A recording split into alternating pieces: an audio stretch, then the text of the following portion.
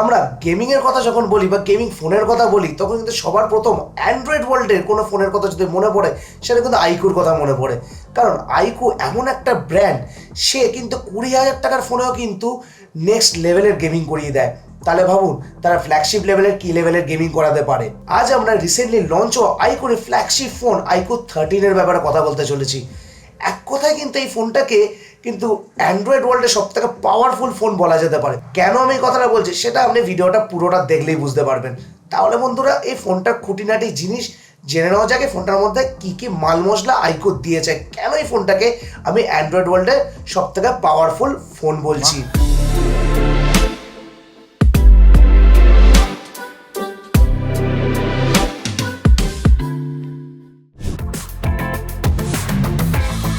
এটা হলো আইকো 13-এর retail box.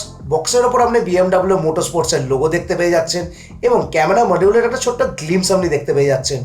বক্সের মধ্যে প্রথমে আপনি ফোন দেখতে পেয়ে যাচ্ছেন, সাথে ট্রান্সপারেন্ট TPU কেস দেখতে পেয়ে যাচ্ছেন, সাথে সিম এজেক্টর পিন এবং ডকুমেন্টেশন দেখতে পেয়ে যাচ্ছেন, সাথে আপনি type C to C cable এবং 120 ওয়াটের একটা ফাস্ট চার্জার আপনি দেখতে পেয়ে যাচ্ছেন। যার ফলে আপনি এই চার্জারটা দিয়ে আপনার ম্যাকবুক বা আপনার অন্যান্য ল্যাপটপ কিন্তু ইজিলি চার্জ করতে পারবেন।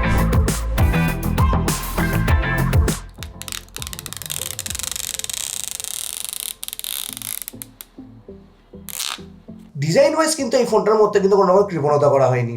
আপনি যেই প্রাইস পয়েন্টে এই ফোনটা পাচ্ছেন, আপনি কিন্তু ফোনটা হাতে নেওয়ার পর একটা প্রিমিয়াম ফিল করবেনই করবেন।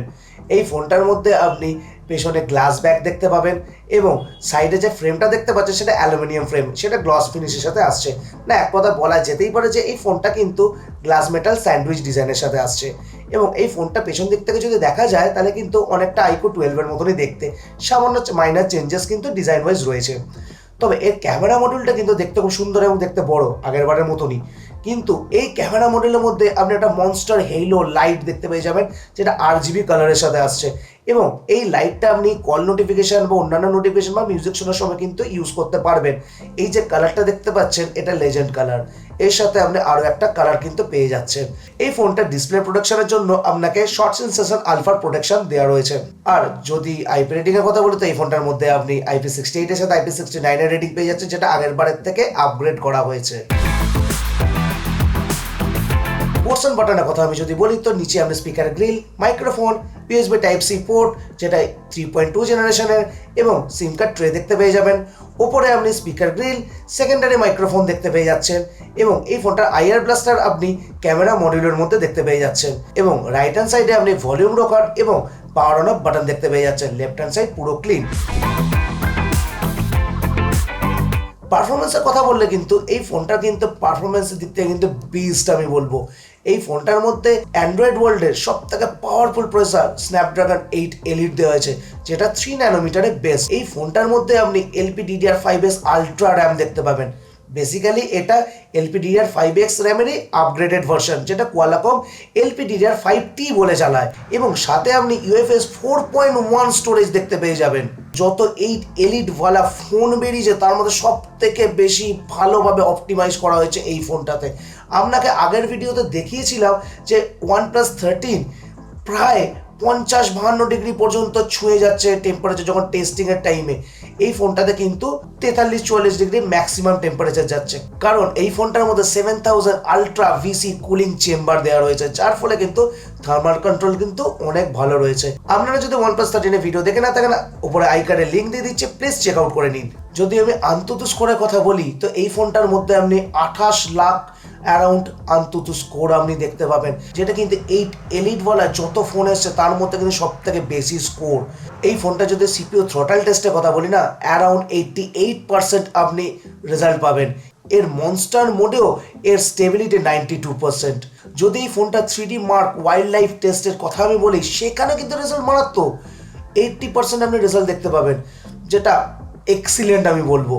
যদি গেমিংয়ের কথা বলি আমি, এই ফোনটার মধ্যে আমি জেনশন ইম্প্যাক্ট ইজিলি 60 FPS এ কন্টিনিউ খেলতে পারবেন। BGMI আপনি 120 FPS এ খেলতে পারবেন। ইভেন BGMI আপনি HDR এ 60 FPS এ খেলতে পারবেন, যার ফলে আপনি গেমিং এক্সপিরিয়েন্স স্মুথ পাবেন, কোনো মেজর ল্যাগ কিচ্ছু আপনি দেখতে পাবেন না। তার প্রধান কারণ হলো এই ফোনটার মধ্যে আইকোর Q2 চিপ, যেটার মাধ্যমে কিন্তু আপনার গেমিং এক্সপিরিয়েন্সকে আরও বেশি এনহ্যান্স করে দিচ্ছে। ব্যাটারি সেকশন কিন্তু এই ফোনটার ইমপ্রেসিভ। এই ফোনটার মধ্যে আপনি 6000 mAh ব্যাটারি দেখতে পেয়ে যাবেন, সাথে 120 ওয়াটের একটা সুপার ফাস্ট চার্জিংয়ের সাপোর্ট আপনি পেয়ে যাবেন, চার্জার বক্সের মধ্যেই পেয়ে যাচ্ছেন, যার ফলে আপনি 0 to 100% নিয়ারলি 39 মিনিটে আপনি ফুল চার্জ করে নিতে পারবেন। এবং এই ফোনটা যদি স্ক্রিন অন টাইমের কথা বলেন, নিয়ারলি 7 আওয়ার্স আপনি স্ক্রিন অন টাইম পেয়ে যাবেন, মডারেট ইউজে তো আরও বেশি আপনি পেয়ে যাবেন। এই ফোনটার মধ্যে আপনি ওয়্যারলেস চার্জিংয়ের সাপোর্ট দেখতে পাবেন না, এই একটাই ফ্ল্যাগশিপ ফিচার যেটা এই ফোনটার মধ্যে আমি দেখতে পাইনি, বাদ বাকি সমস্ত ফিচার এই ফোনটার মধ্যে রয়েছে।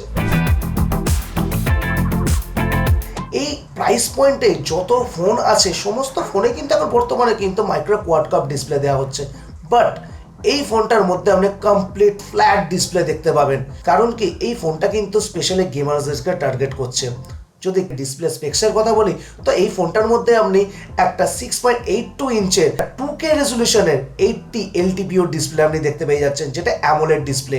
এই ফোনটার রেজুলেশন আপনি নিজের মতো করে চেঞ্জ করতে পারবেন। আমি ম্যাক্সিমাম রিফ্রেশ রেট এই ফোনটার মধ্যে আপনি 144 হার্টজের পাবেন, যেটা গেমিং এর টাইমে পাবেন, এবং 120 হার্টজ পাবেন, যেটা অল টাইম আপনি নর্মাল ইউজের সময় পেয়ে যাচ্ছেন। তো এই ফোনটার ব্রাইটনেস আপনি হাই ব্রাইটনেস মোডে 1800 নিটস, এবং এই ফোনটার পিক ব্রাইটনেস 4500 নিটস, এবং এই ফোনটার মধ্যে আপনি 2592 হার্টজের PWM ডিমিং এর সাপোর্টও পেয়ে যাচ্ছেন।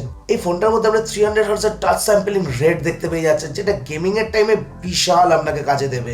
এই ফোনটার মধ্যে আপনি 10 বিট কালার এবং HDR10+ এর সাপোর্টও পেয়ে যাচ্ছেন, যার ফলে আপনি একটা ক্রিস্পি কালার, ক্রিস্পি ডিসপ্লে আপনি দেখতে পাচ্ছেন, যার ডিসপ্লে কোয়ালিটি কিন্তু বেশ ভালো আপনি পাবেন।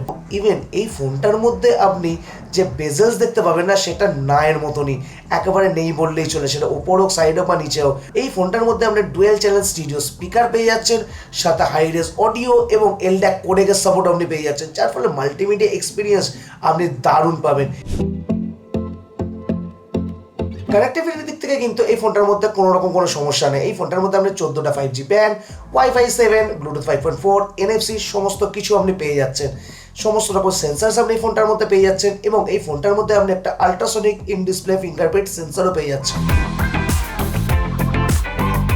সফটওয়্যারের কথা বললে এই ফোনটা FunTouchOS 15 এর সাথে আসে, যেটা বেস্ট অ্যান্ড্রয়েড 15-এ, এবং ফিউচারে এই ফোনটার মধ্যে আপনি 4 বছরের মেজর ওএস আপডেট এবং 5 বছরের সিকিউরিটি প্যাচ আপডেট দেখতে পেয়ে যাবেন। তবে FunTouchOS আগের থেকে উন্নত হলেও কিন্তু ফ্ল্যাগশিপ ফোন হিসাবে কিন্তু এই ফোনটার সফটওয়্যার আমার ভালো লাগেনি, কারণ এই ফোনটার মধ্যে কিন্তু বেশ কিছু ব্লোটওয়্যার আপনি দেখতে পেয়ে যাবেন, বেশ কিছু প্রি ইনস্টল অ্যাপ দেখতে পেয়ে যাবেন, যেগুলো কিন্তু আপনাকে আনইনস্টল করতে হবে। একটা ফ্ল্যাগশিপ ফোনে একটা যখন 50-55 হাজার টাকার উপরে আমি পে করছি, তখন সেখানে কিন্তু আমি কোনোভাবে এক্সপেক্ট করবো না যে এই ফোনটার মধ্যে ব্লোটওয়্যার থাকবে। ইভেন এই ফোনটার মধ্যে আপনার ভিঅ্যাপ স্টোর, আইকু স্টোর, ব্রাউজারের সমস্ত জায়গায় নোটিফিকেশন আপনাকে আলাদা করে অফ করতে হবে, অ্যাপ রেকমেন্ডেশন অফ করতে হবে। ইভেন এই ফোনটার মধ্যে আপনি লক স্ক্রিনের গ্লান্স দেখতে পাবেন, সেটাকেও আপনাকে আলাদা করে অফ করতে হবে। তো সেখানে কিন্তু একটা ইউজার এক্সপিরিয়েন্সকে কিন্তু খারাপ দেখায়। এইটাকে আমি ফ্ল্যাগশিপ ফিচার আমি একেবারে বলবো না, এইখানে কিন্তু আইকুকে কাজ করতে হবে। ক্যামেরার কথা যদি আমি বলি, তো 50 মেগাপিক্সেলের আপনি একটা প্রাইমারি সেন্সর দেখতে পেয়ে যাবেন, যেটা Sony IMX921 এর OIS এর সাথে আসে। সাথে আপনি একটা 50 মেগাপিক্সেলের টেলিফোটো সেন্সর দেখতে পেয়ে যাবেন, যেটা Sony IMX816 এর, এবং সাথে আপনি একটা 50 মেগাপিক্সেলের আল্ট্রাওয়াইড সেন্সরও আপনি দেখতে পেয়ে যাচ্ছেন। ফ্রন্টে আপনি 32 মেগাপিক্সেলের একটা সেলফি সেন্সর দেখতে পেয়ে যাচ্ছেন। যদি আমি ফটোসের কথা বলি আমি ওভারঅল, তো ফটোসের কোয়ালিটি আপনি বেশ ভালো পাবেন, dynamic range, colours, details, each and everything আপনি ভালো পাবেন। কালার শিফটে আপনি খুব একটা বেশি দেখতে পাবেন না, তবে টেলিফোটো সেন্সারে কিন্তু ফটোসের কোয়ালিটি একটু বেটার হতে পারতো, এটা আমার মতামত। আদার্স ফটোসের কথা বলি তো একটু ওয়ার্মার সাইড, একটু কালার বুস্টেড আপনার মনে হবে। সেলফিসের কথা বলি তো সেলফিসের কোয়ালিটি বেশ ভালো আপনি দেখতে পাবেন। যদি ভিডিওসের কথা বলি আমি, তো আপনি ম্যাক্সিমাম 8K 30 FPS পর্যন্ত শ্যুট করতে পারবেন, এবং 4K 60 FPS ইউজুয়ালি শ্যুট করতে পারবেন। এবং এই ফোনটার ভিডিওসের কোয়ালিটি কিন্তু আমি ডিসেন্ট বলবো। ডাইনামিক রেঞ্জ আপনি ডিসেন্ট পেয়ে যাচ্ছেন, স্টেবিলাইজেশন ডিসেন্ট পেয়ে যাচ্ছেন, এবং কালার্স আপনি একটু ওয়ার্মার সাইডেই দেখতে পাবেন। আর এই ফোনটার মধ্যে দিয়ে আপনি 1080p 240 FPS এ আপনি স্লো মোশন ভিডিও করতে পারবেন, এবং ভিডিওতে আপনি 10x পর্যন্ত ম্যাক্সিমাম জুম করতে পারবেন। তো ওভারঅল যদি আমি ক্যামেরার কথা বলি, তো আমি বলবো যে এই ফোনটার ক্যামেরা কোয়ালিটি ডিসেন্টার থেকে একটু বেটার, মানে আউটস্ট্যান্ডিং নয়, যেটা এই প্রাইস পয়েন্টে অনেক ফোন আছে যেটা বেটার ক্যামেরা রেজাল্ট দেয়। সো সেই দিক থেকে দেখতে গেলে আমি ভালো কোয়ালিটি ফটোস আসে আমি বলবো। এবার আসছি এই ফোনটা প্রাইসিংয়ে। এই ফোনটা দুটো ভেরিয়েন্টে অ্যাভেলেবেল, 12256 এবং 16512 ভেরিয়েন্ট, এবং এই ফোনটা স্টার্টিং হচ্ছে 54,999 মানে 55,000 থেকে। যদি আমি প্রাইস পয়েন্টকে কনসিডার করি তো ডেফিনেটলি এই ফোনটা রেকমেন্ডেবল, কারণ এই সেম প্রসেসরের সাথে কিন্তু OnePlus 13 আসছে, যেটা এর থেকে প্রায় 15,000 টাকা দাম বেশি। তো সেক্ষেত্রে কিন্তু এই ফোনটা ভ্যালু ফর মানি আমি বলবো। হ্যাঁ, ফটোস আপনি হয়তো আউটস্ট্যান্ডিং ফটোস পাচ্ছেন না, বাট ওভারঅল যদি প্যাকেজ দেখেন না, one of the best phone আমি বলবো এই প্রাইস পয়েন্টে। কারণ যে প্রসেসর আপনি পাচ্ছেন, যেভাবে অপটিমাইজেশন আপনি পাচ্ছেন, ইভেন এই ফোনটার মধ্যে আপনি যেরকম আদার্স ফিচার্স আপনি পেয়ে যাচ্ছেন, সমস্ত দিক থেকে কিন্তু এই ফোনটা বেটার। মানে বিশেষ করে গেমার্সদের জন্য তো one of the best phone আমি বলবো, বিস্ট আমি বলবো। তো ডেফিনেটলি এই ফোনটা 55,000 iQOO 13 ডেফিনেটলি রেকমেন্ডেবল। তো আশা করছি আপনাদের আজকে এই ভিডিওটা ভালো লেগেছে, আর যদি ভালো লেগে থাকে তো ডেফিনেটলি ভিডিওটা লাইক করে দিন, ভিডিওটা বন্ধুদের সাথে শেয়ার করে দিন, এবং চ্যানেলটি সাবস্ক্রাইব করতে কিন্তু ভুলবেন না। চ্যানেলটি সাবস্ক্রাইব করে দিন এবং বেল আইকনটিও প্রেস করে দিন। দেখা হচ্ছে আপনাদের সাথে আগামী ভিডিওতে। ততক্ষণ পর্যন্ত আপনারা সবাই সুস্থ থাকুন এবং সবাই ভালো থাকুন। Signing off.